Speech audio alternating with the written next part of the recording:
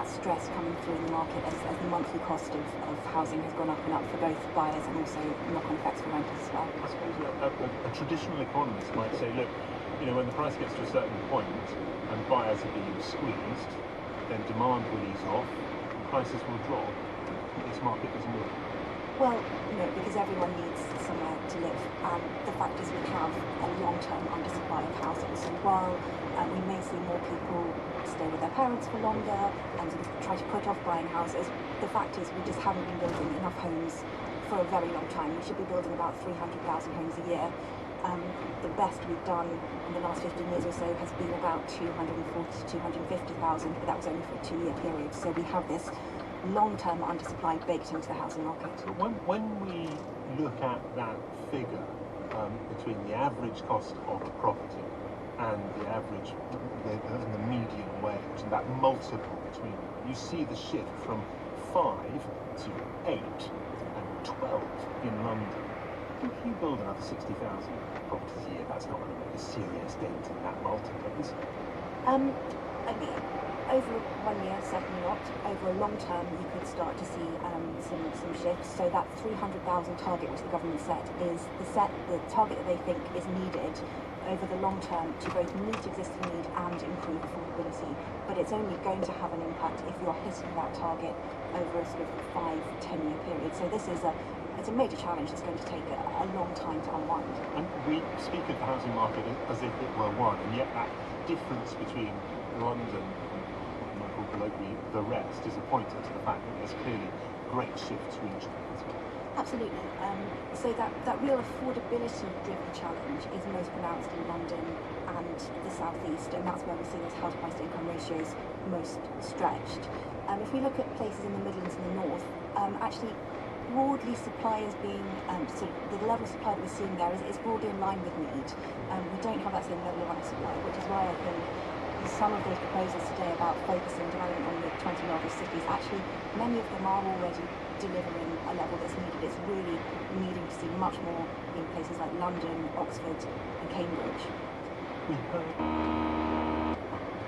talking about where people want to live. And of course, there's a big headline of today's proposals is the suggestion that brownfield sites, former commercial and industrial sites, might be used for property. I mean, you're busy selling to people. Where do people want to live? Are families in particular looking for houses which are unlikely to go onto brownfield sites? Yeah, absolutely. So the current UK housing stock, about 20% of that is flats and the rest is houses. We know if we look at sort of the average age of the first-time buyer, now heading into their 30s, so probably at the stage where they're settling down, they might have small children. How many of them really want to be bringing up a family in flats, which are typically the type of property that you would be able to deliver on a viable scheme in those brownfield sites? So it is about, we need a mix of housing types. We can't focus too much on one particular type of site or one particular type of location, because if you're going to get to 300,000, you need to be tapping into all parts of the market to get the level of absorption that you need. Emily, thank you very much indeed. Thanks for coming into the studio as well. Emily Williams, Director of Residential Research at Savills Property. The government's announcement is one of a string of such policies, proposals and consultations over the last few years. There's so much political heat beneath housing that at the weekend the Levelling Up Housing Communities Secretary Michael Gove announced that democracy itself was in danger if young people were to give up the possibility of one day living their own home. Greenfields of Greenbelt, protected land outside big cities, remain sacrosanct, and on public housing, social housing, there's nothing in the way of new proposals to build it. Rob Ford is Professor of Political Science at the University of Manchester. Good afternoon, Rob. Good afternoon. How is this so complicated for the government when the demand is so high for new homes? You'd think the answer was to build them. Well, it's quite simple, really, although it seems complicated. The electoral process is not difficult to understand. The voters the Conservatives want to win back don't have houses, can't afford houses. The voters the Conservatives have, and the activists they have, don't want houses built. And the voters you have, and the activists you have, tend to have a lot more power than the voters you don't have and want to win back. Particularly when you have a planning system that makes it a lot easier to stop things happening than to make things, to start things happening. So, you know, it's quite simple, really. It's an arm wrestle between a flyweight and a heavyweight. And the heavyweight is those who want housing stopped. And the proposals they've put in today don't really even that out. When Michael Gove talks of democracy being under threat, do you read that as conservatives? Well, no, I think he's making a broader point, and one that's actually consistent, I think, with traditional Tory ideology going all the way back to Thatcher and even Macmillan, who incidentally was the Prime Minister who got the most houses built ever. Tories might want to remember him. The idea that, you know, you want a society where the structures of society deliver on people's aspirations, and most people's aspirations are they want to own a house, they want to have a garden, they want to send their kids to a nice school, they want to feel like they're moving up in the world. For people under 40 in this country, the ability to achieve those sort of basic aspirations has evaporated. So I think he has a broader point, which is these are the kinds of things people expect society and government to deliver, and it isn't.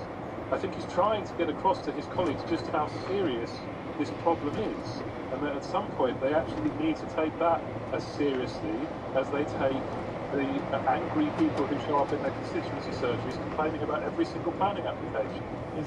Is there a narrower point as well, which is that this hurts Conservatives more than it hurts Labour, or that Labour has managed to portray itself as a party that will build, whereas the Conservatives have somehow managed to be a party which restricts building or suggests to some. Oh yes, yeah, that is absolutely true as well. The Conservative support has collapsed under those who are under 40.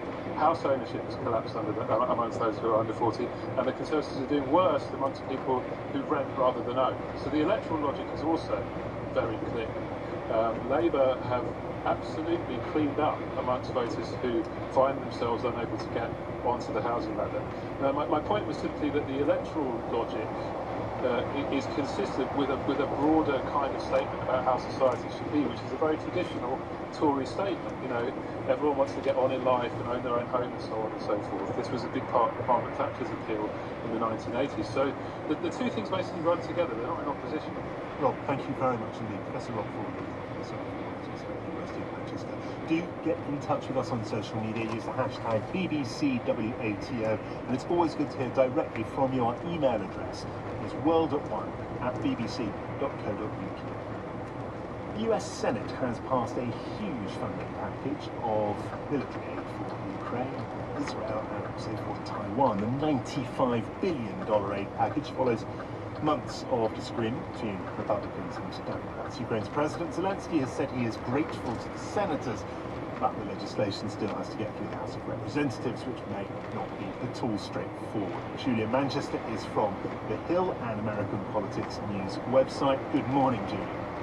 Good morning. Thank you for having me. Thank you for coming on. So the Senate has agreed what exactly? Is it the deal that was held up a couple of months ago, and they've now ironed out the problems? Well, not exactly. The deal looks different than it originally did. Originally, the deal was supposed to be aid for Israel, aid for Ukraine, and aid to the southern border, of the U.S. southern border, to help with that. However, we saw that deal fell apart last week when we heard a number of conservative U.S. senators say, "Look, we're not going to, tie border funding to, helping Ukraine." So you saw it, pass earlier this morning, and we heard objections from some of those same conservative senators. But now it heads to the House, where it's going to face a lot of those same objections, including from House Speaker Mike Johnson, who's threatening, to not pass it. And part of that reason is because there's still skepticism about sending this much aid to Ukraine on its own. Do you have any smell of how it's going to work in the House? Because the Republicans have a relatively small majority there. Yeah, a relatively small majority, and on top of that, you also have Republicans who are split on how they look at this. There's some Republicans who would say we should absolutely be supporting Ukraine at this time, and we should continue to fund them and defend them. However, there's also another school of thought that says, no, we give too much money to Ukraine. We need to focus on other issues.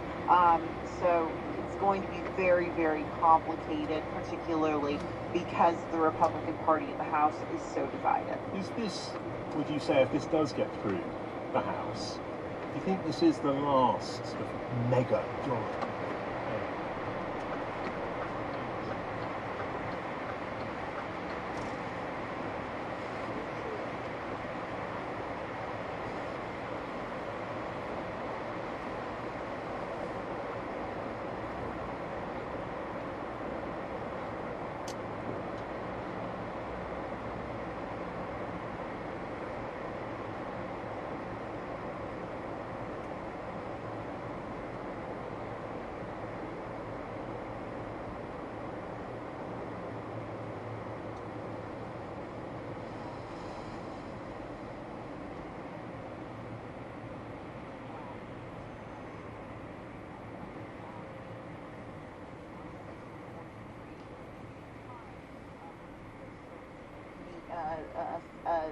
Feeling of necessity from some Republicans and Democrats to continue to support Ukraine. Julia, a pleasure to talk to you. Thank you very much indeed. Julia Manchester there from The Hill magazine website on American politics. The good people of Rochdale have today some reason to be bemused. Yesterday, the Labour Party was backing its candidate, Azhar Ali, there. He'd been a silly boy, was the message, but he'd apologised for repeating, maybe believing, a conspiracy theory about the attacks on Israel of October the 7th, and he had the support of the leadership. 24 hours later, and it all looks different. Mr. Ali will still be on the ballot as Labour's candidate, but if he does get elected, he will not receive the Labour whip, i.e. he'll have to sit as an independent MP. This decision made by Labour last night after the Daily Mail revealed more audio of Mr. Ali reportedly speaking in October last year about the suspension of Labour MP Andy MacDonald for what he said about the Israel-Gaza conflict.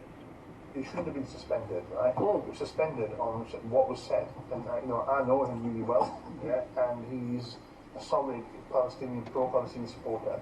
The media, and some of the people in the media from certain Jewish quarters were given about what he said. Graham, you can't say this. Graham, you can't say this. I'll say it. I've been to Israel. Just so you get it, okay? You've been to Israel. But yeah, he's been. The security is that strict from landing at the airport, right, to your hotel, to going into Masjid Al-Aqsa or any other towns, yeah? If you go in Gaza. I can't believe there is nowhere that Israel knows there's a border there. There's a big buffer zone between Gaza and that these people on paragliders, that they had no intelligence at all. It is a pretty gruesome place for the Labour leader to be. Sweeping anti-Semitism from his party was one of the key detoxification tasks facing Sir Keir Starmer. The row over Azhar Ali's comments was a reminder of that legacy. The fumbling and U-turns over Mr. Ali's candidacy has led to allegations of double standards and a lack of grit. In the Wellingborough constituency today, the Labour leader defended the party's handling of the issue. Certain information came to light over the weekend in relation to the candidate. There was a fulsome apology. Further information came to light yesterday calling for decisive action. So I took decisive action. It is a huge thing to withdraw support for a Labour candidate during the course of a by-election. It's a tough decision, a necessary decision. But when I say the Labour Party has changed under my leadership, I mean it. What do they make of it all in Rochdale? The BBC spoke to some voters there this morning. I'm really stoked what to do, so I don't know. I really don't know what to do. I think it's a stupid thing what he said. He shouldn't get involved in conspiracies. It should be better than that. In WhatsApping my friends, we're all Labour supporters. We're all much in the same sort of thing. We're all really, really stuck. We don't know. I mean, we are allowed free speech, and some of us, it's the way you say it sometimes. It can be interpreted wrongly.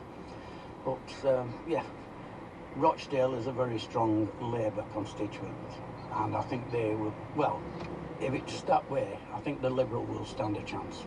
On the Rochdale situations, that's what his focus should be, not on world affairs. There's nothing that he can do about it, so why say something that's going to upset people? I'm a little bit confused now. Labour have now, they pretty much give the seat away, so there's a big void going to be. Who do we vote for? Not sure. I'm just not sure at this point in time. Voices of some Rochdale voters there. Our North of England reporter Rowan Bridge is in Rochdale. He joins us now. Rowan, I guess there's a bit of a game of Where's Wally going on at the moment, or rather Where's Ali? Has Azhar Ali been seen in Rochdale today? No, I mean, he's sort of the Pimpernel of Rochdale politics at the moment. They seek him here, they seek him there, that Azhar Ali, they seek him everywhere. There is no sign of him in the town centre. I've been around today. I was at his house yesterday and also in Rochdale, no sign of him then either. He was keeping a low profile yesterday, he's keeping an even lower profile today, and there are certainly plenty of journalists trying to find out where he is who would like to put some questions to him, but at the moment, no, there is not a sign of him anywhere. Rowan, I'm sure journalists in Rochdale are gripped by this, and the political classes are also similarly fascinated. What about the people of Rochdale? I know you've been chatting with them. Is this the main topic of conversation? I think there is a bit of a disconnect between the level of interest in this amongst the political class and the potential ramifications of it, and how this feels on the ground in terms of what level of interest is there in it amongst day-to-day voters. The reality is that for most voters in Rochdale, their concerns are their day-to-day life, the cost of living and so on. Now, those are ultimately political issues, but that's not necessarily the frame through which they view those issues. You know, a lot of people weren't even aware of what had been going on over the last 48 hours, much as that might be surprising to listeners to hear. Certainly, though, there is opinion that is divided out there. I mean, you know, I stopped and spoke to people, and this is a straw poll rather than a scientific survey. But certainly it's true that there is a section of the population of Rochdale who feel that what Azhar Ali said, well, he might have used inflammatory language. He was tapping into a sense that Labour should have taken a stronger, or should take a stronger stance over Israel and the situation in the Middle East. And that's something that George Galloway has been tapping into, who's standing here. And there are also, as you heard in those clips just before me, Labour voters who feel utterly dismayed by what they've heard from Azhar Ali and really don't know where to turn. And all of that really shapes the kaleidoscope of how the votes may fall in this by-election. Rowan, thank you so much. Rowan Bridge there in Rochdale. And for a full list of candidates, you can, of course, turn to the BBC website, which has the full list of Rochdale by-election candidates. The concern for Labour is not just that it looks cack-handed or that left or right are at each other's throats over the way that people have been treated. It's that the people who might send Sir Keir Starmer to number 10, that is, voters, walk away from the party. In particular, Muslim voters have been by and large loyal to Labour. An opinion poll last week, albeit with a relatively small sample, suggested a drop in support for Labour amongst Muslim voters, result partly of its stance over Gaza. Kieran Pedley is Director of Politics at Ipsos, the polling company. Good afternoon, Kieran. Good afternoon. Do you think this is a big deal for Sir Keir? Well, I think it's important because anything that damages Keir Starmer's reputation with the public or with sort of the political media has the potential to be important in an election year. So whether it's events around Rochdale or the U-turn on the 28 billion pledge, these things are putting Keir Starmer under pressure. That being said, I think it's important to put this in the wider political context. We had a by-election in Uxbridge last summer, but there was a lot of talk about ULEZ, obviously a different set of circumstances. The low emission zone. Yes, and obviously a completely different topic, but the point was there was a lot of angst about what did this all mean and what would it mean for the national picture, and it turned out not really very much. I think in your package there, we were speaking about the fact that the cost of living and the NHS, the economy, and also immigration are the sort of top 4 issues in our Ipsos Issues Index in terms of what the public are concerned about, and ultimately it's those things that are going to decide the next election. The other thing I would mention is that, you know, ultimately, whilst there are several parties running in the national general election, this does come down to a contest between the Conservatives and Labour. And whilst Keir Starmer's reputation might take a hit, or it might not, throughout what's happened in the last week, we should also remember that Rishi Sunak is very, very unpopular and not seen as delivering on the public's priorities. So ultimately, it is a trade-off between the two leaders and the two main parties, and there's no real evidence at the moment that the Conservatives fighting back. What did you make of that poll last week that suggested a pretty significant drop in support amongst British Muslims who backed Labour in 2019 who would be willing to do so again? Well, I don't think it's hugely surprising, given that we know British Muslims will care a great deal about what's happening in the Middle East. That being said, I think the same poll, which wasn't an Ipsos poll, I should stress, but the same poll did, I think, say that the top issues for Muslim voters in that poll were the same sort of issues as for everybody else, such as the cost of living and public services. And so it doesn't surprise that there's a drop in support, but again, we have to wait and see when the general election comes about and turnout's much higher, what that actually means in practice for the overall picture. Would there be particular seats that you are looking at that it might play out in a much bigger way? I mean, heavily Muslim seats, for example. Yeah, of course. I think wherever there's a large Muslim population in the constituency, then of course this has the potential to have a much more direct impact. We also have, of course, the London mayoral elections coming up in May as well. So, there are certainly potential political ramifications to this. I certainly wouldn't want to underestimate that. But at the same time, it's all about putting it in the wider political context, where you've got Keir Starmer running from opposition, Rishi Sunak as the Prime Minister. Currently, we've had 14 years of the Conservatives, and Rishi Sunak is very unpopular and not seen as delivering on the public's priorities. Labour are on average about 20 points ahead. It would take a seismic shift in public opinion at this stage for the political weather to look much different. Now, maybe this is the sort of precursor to that, but we really need to keep an open mind and wait and see after the coming by-elections. And let's not forget, finally, that there are 2 other by-elections this week as well, in Wellingborough and Kingswood, that will also make the political weather too. Kieran, thanks very much indeed. It's Kieran Pedley from Ipsos. One of Africa's most stable democracies is suddenly looking rather shaky. The 18 million strong nation of Senegal on the West African coast should be in the middle of a presidential election campaign. The incumbent Macky Sall has had his 2 terms and must, think most constitutional analysts, step down. But the election that was supposed to take place in a fortnight has been pushed back by Macky Sall to December. Protests have led to at least 1 death. The public universities are on strike. People have taken to the streets chanting Macky Sall is an assassin, and protests erupted in Parliament. Macky Sall est assassin! Macky Sall est assassin! Macky Sall est assassin!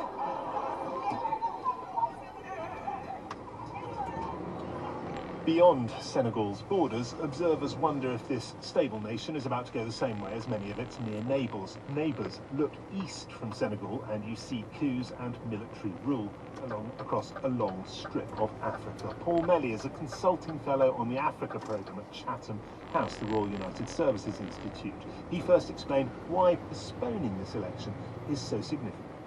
Senegal has had a long tradition of holding elections on time, even throughout moments of extreme pressure and crisis. Basically, the country has always maintained that regularity, if you like, of a political timetable. And it's a country with strong institutions. This is a country that's never had a coup, for example, and people have been voting in Senegal even in the colonial era. Right back in 1914, they were voting. So it's a country with deep-rooted sort of political stability, and that's what's caused so much shock about the actual step of, if you like, going over the line and postponing polls. And aside from enjoying the comforts of office and the perks of power, what is the justification from the president? Well, his official justification is that supporters of an opposition contender who had been excluded from the election were demanding an inquiry into the Constitutional Court, alleging malpractice, suggesting corruption by some of the judges on the Constitutional Court that had decided who was eligible to stand. That looks more of an excuse than a real reason, because it had become clear that the Prime Minister, the government candidate, was almost certain to go down to defeat in this election. What is clear from activity on the streets is that a lot of Senegalese are very upset. They are engaged with their politics, they're interested in their government. Yes, this is a country where people really do care about politics. If you get into a taxi in Dakar, you're more likely to find a taxi driver listening to the car radio, the music, for example. People feel that the insult that they're being told that they can't decide who would be a credible new president from the candidates available now. I think there's real anger over that. The president has delayed the poll until December. That leaves an awfully long time for people to get rather upset over the state of their government.